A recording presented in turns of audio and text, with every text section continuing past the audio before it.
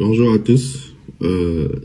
Cette vidéo n'était pas prévue, mais c'est par une recommandation d'une de mes grandes qui se trouve à Bruxelles. Il y a, depuis un moment, il y a une information qui circule sur la toile que la France ne serait pas un pays spirituel. Vous savez, c'est vraiment une grande erreur de venir crier haut et fort sur la toile que la France n'est pas un pays spirituel. Dire que toutes les spiritualités de la France ont été emportées de l'Afrique, là je suis d'accord. Mais affirmer que la France n'est pas un pays spirituel, là, je suis pas d'accord. Personnellement, je ne connais pas une ville qui a été construite dans le respect des normes de la géométrie sacrée comme la France. Ceux qui sont en France, vous pouvez témoigner. Vous voyez dans cette image, c'est-à-dire dans la cartographie détaillée, en vue du ciel, vous allez voir l'obélisque qui se trouve, l'obélisque précisément de Luxor, qui se trouve au niveau de la place de la Concorde, serait relié directement à l'Arc de Triomphe, qui est un symbole qui commémore les soldats français suite à la guerre de la Révolution ainsi que la guerre des empires. Mais vous voyez, ceux qui ont construit la ville de Paris, ce sont des grands initiés. Ils savaient ce qu'ils étaient en train de faire. Je vous explique. Vous voyez, l'être humain, c'est un élément, c'est-à-dire un finement petit. Il est comme un point, c'est-à-dire, je peux le comparer à l'abscisse magnétique, c'est-à-dire à l'axe ou encore au centre de l'univers ou de la Terre. Il est influencé par des forces célestes, c'est-à-dire astrologiques ainsi que astronomiques, et il est influencé par des forces terrestres, c'est-à-dire les forces et les énergies théoriques. Donc, de ce fait, des initiés, c'est-à-dire des grands scientifiques qui ont connaissance de cette force céleste ainsi que terrestre, ils ont construit des modèles pour canaliser les énergies terrestres ainsi que les énergies célestes. Donc vous allez voir la ville de Paris que vous voyez là, c'est-à-dire l'obélisque que vous voyez, tout d'abord, historiquement parlant, nous savons bien que l'obélisque est un symbole égyptien. Ceux qui étudient la mythologie égyptienne, pour rappeler, c'est-à-dire lors du conflit entre Osiris ainsi que Seth, c'est-à-dire Seth qui est Typhon, l'incarnation du mal, il avait coupé, c'est-à-dire Osiris en 14 morceaux et avait jeté, c'est-à-dire les morceaux dans les eaux du Nil. C'est la maman Isis qui va à la recherche de Osiris pour retrouver, c'est-à-dire chaque partie du corps de Osiris, d'où elle avait construit ce qu'on appelle à travers, c'est-à-dire l'obélisque, ou encore le prépuce de Osiris. Elle avait pu ramener Osiris vivant, d'où la résurrection de Osiris est couramment appelée par Horus.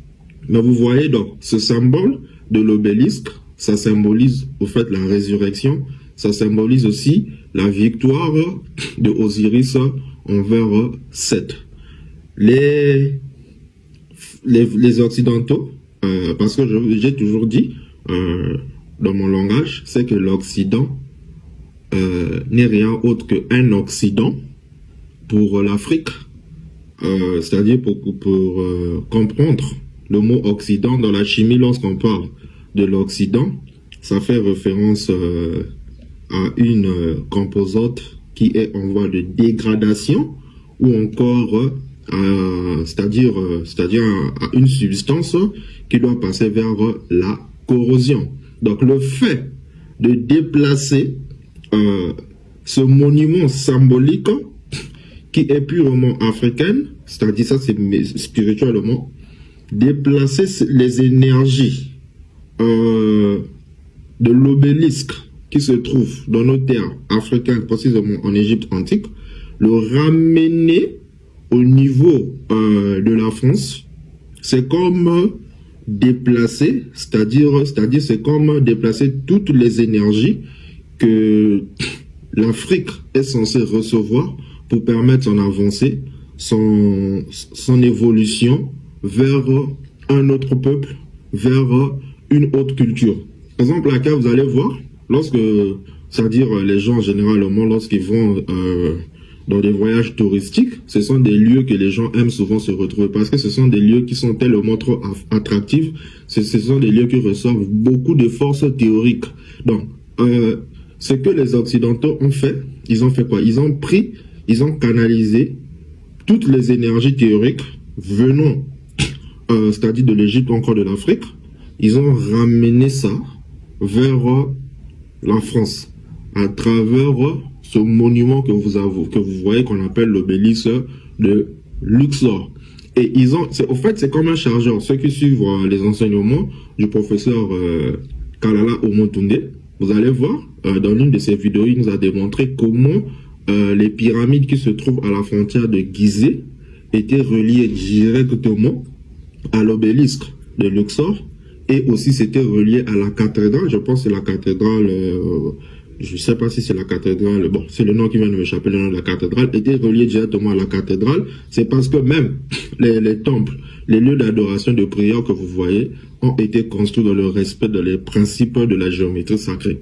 Donc on ne peut pas venir crier haut et fort sur les réseaux sociaux que la France n'est pas un pays spirituel. Je suis désolé, parce que ce sont des lieux là où les grands initiés se retrouvent là-bas, au moins une fois par année, pour faire des prières, pour faire des rituels. C'est parce que ce sont des lieux que tu as dit qui reçoivent beaucoup des forces, c'est-à-dire des énergies théoriques. C'est pas de hasard. Quand une personne se déplace, il va aller au nord, je vais aller visiter la Tour Eiffel, je vais aller visiter l'obélisque. Et vous avez vu, ils ont aussi, ils ont construit, on appelle ça quoi, c'est-à-dire il y a aussi, au niveau du Louvre, vous allez voir, il y a deux triangles. Il y a un triangle qui renvoie vers c'est-à-dire les forces célestes, et à l'entrée, lorsque vous vous retrouvez à l'intérieur, il y a aussi un deuxième triangle qui renvoie vers les forces théoriques. En fait, il s'agit de l'hexagramme, l'étoile à 6 branches, le sceau du Salomon. Vous pouvez confirmer, ceux qui ont déjà visité ces lieux. Donc, ne blaguez pas, la France est un pays qui est très spirituel, c'est précisément Paris. C'est une ville qui a été construite dans le respect, dans les normes de la géométrie sacrée. Vous voyez ces deux images. À gauche, nous avons le pentagramme. À droite, nous avons l'hexagramme. Sur le drapeau d'Israël, vous allez voir, en réalité, ce symbole sur le drapeau d'Israël, c'est pas le pentagramme. Il s'agit de l'hexagramme. Mais curieusement, dans le rabbinat, on appelle ça Magen David. C'est pas le pentagramme. C'est toute une grande erreur que les rabbins font. Et pour décoder ce principe, il faut connaître la gématria, parce que la gématria nous renvoie vers la géométrie sacrée. Et je sais que ce sont des informations qui sont un peu très élevées pour les chrétiens. Dans Nombre 24, le verset 17, si j'ai une bonne mémoire, vous allez voir, le prophète Balaam, il est en train de voir une étoile qui monte de la lignée de David. Et cette étoile n'est rien autre que le pentagramme, c'est-à-dire l'étoile à 5 branches. C'est parce que Matthieu, pour démontrer la généalogie du Mashiach, il a utilisé un principe de 3 pentagrammes. Il a dit de Abraham à David, il y a eu 14 générations, de David à la déportation, 14 générations, de la déportation au Mashiach, il y a eu 14 générations. 14, c'est 1 plus 4, qui donne 5, qui nous renvoie au nom de David, c'est-à-dire le Dalet, le Wava, ainsi que le Dalet, ça nous donne 14. 1 plus 4 est égal à 5. Il s'agit du pentagramme. Le pentagramme, c'est l'étoile à 5 branches, le bouclier de David, qui ne doit pas être confondu avec l'hexagramme, qui est le sceau de Salomon d'après les livres apocryphes. Salomon avait reçu une bague qui l'avait permis de construire le temple, qui était basé sur les 2 piliers que les maçons ont repris, qu'ils ont appelés Yachin ainsi que Boaz. Donc, en bref, pour ne pas vous ramener loin, vous devez comprendre que la ville de Paris est une ville qui est très spirituelle, qui a été construite dans le respect, dans les normes de la géométrie sacrée. C'est pas étonnant, l'indicatif téléphonique de la France, c'est plus 33 qui nous renvoie aux 33 degrés d'initiation maçonnique et même le Yggdrasil, encore qui est l'équivalent de l'arbre celtique nordique, c'est au fait c'est aussi un monument qui a été construit dans le respect de les normes de la géométrie sacrée pour canaliser les forces théoriques de la Terre.